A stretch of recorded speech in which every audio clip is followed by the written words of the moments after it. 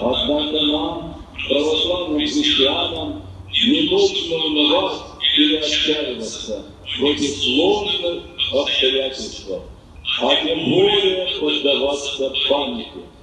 Мы призваны хранить внутренний мир и помнить слова Спасителя. Вы вот сегодня пришли в пасхальную ночь. Вы слышали в новостях про пандемию? Вы считаете, это серьезно или нет?